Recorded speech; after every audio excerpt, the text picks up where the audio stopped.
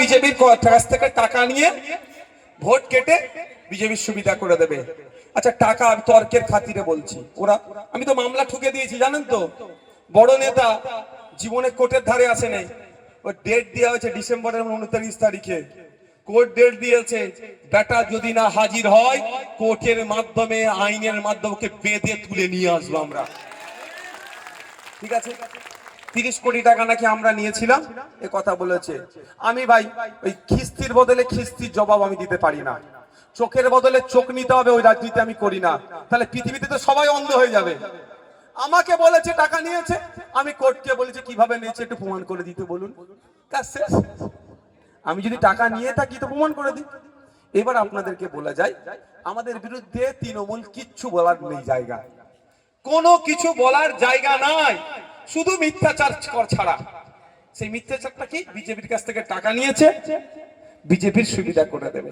আচ্ছা, তাদের কথা আমি ধরছি সত্য, তর্কের খাতিরে টাকা নিয়েছে। আপনারা কি দেখেছেন? দেখেননি। তাহলে আপনারা দেখেননি, তারা জানতে পেরে গেল। আমি টাকা নিলাম না, তারা জানতে পেরে গেল। তাদের সাথে বিজেপির কত ভালো সম্পর্ক। তার মানে আমি টাকা নিলাম না, তারা জানতে পেরে গেল। চলো, তার সাথে নিশ্চিত হবে খুব ভালো সম্পর্ক। এই আমলিয়াটা কোন বাজার? চাঁদপুরে। আমলিয়া চাঁদপুরে এসে আমি এখানে একটা কথা দিয়ে যাচ্ছি। আমি প্রকাশ্য বলছি, আমার দলের ওয়ার্কিং প্রেসিডেন্ট, রাজ্য কমিটির নেতৃত্ব, এখানকার বিভিন্ন নেতৃত্বরা আছে, এখানে আমি একটা প্রকাশ্য কথা দিয়ে যাচ্ছি। তাদেরকে বলুন টাকার অ্যারেঞ্জমেন্ট করতে, গোপনে টাকা নেবো না, প্রকাশ্যে নওশাদ সিদ্দিকী টাকা নেবে। ভয় লাগছে নাকি? ভয় লাগছে নাকি? তবে হ্যাঁ, একটা শর্ত দেবেন। শর্তটা কি? 100 টাকার অ্যারেঞ্জ করতে পারলে 10%, 10 টাকা আমি নেবো, 90 টাকা তাকে দিয়ে দেবো যে অ্যারেঞ্জ করবে। অসুবিধা আছে? পার্টি চালাবো রে ভাই। বিজেপি নাকি কোটি হাজার হাজার কোটি টাকা দিচ্ছে, যদি 100 কোটি টাকাই দেয়, 90 কোটি টাকা তাকে ফেরত দিয়ে দেবো, 10 কোটি টাকা আমরা পার্টি চালাতে রাখবো। কারো অবজেকশন আছে ভাই? আমার অবজেকশন নেই, তবে ওপেন নেবো।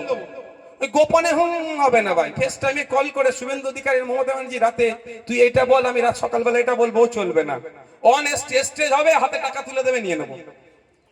আজকের পর থেকে যদি কেউ বলে যে বিজেপির কাছ থেকে টাকা নিয়ে সুবিধা করে দিচ্ছে, তাকে কি বলবেন? এই টাকা নিয়েছে প্রমাণ করতে পারিস নি তোরা। তোদের এক নেতা বলেছিল টাকা নিয়েছে, তার নামে মামলা করেছে। ইভেন এখানে বলে যাচ্ছি, মমতা ব্যানার্জিরও সাহস নাই, তার ভাইপো অভিষেক ব্যানার্জিরও সাহস নাই এটা বলা সংখ্যা যে নয়। যেমন একবার একজন সংখ্যা বলে ফেসে গিয়েছে যে কবে কোথায় কত টাকা নিয়েছে, এটুকু মমতা ব্যানার্জি বলুক। উনিও কত বড় রাজ্যের, আমাদের রাজ্যের মুখ্যমন্ত্রী, যত বড়ই পদে থাকুক না, তাকে স্যালুট করি, মুখ্যমন্ত্রীকে আমি সম্মান দেবই, কিন্তু তাকেও আমি কোর্টে টেনে নিয়ে আসবো সত্য প্রমাণ করানোর জন্য।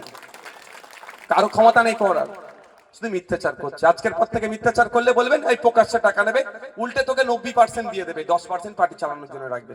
এবার আর একটা চলে এগ্রিমেন্ট হোক,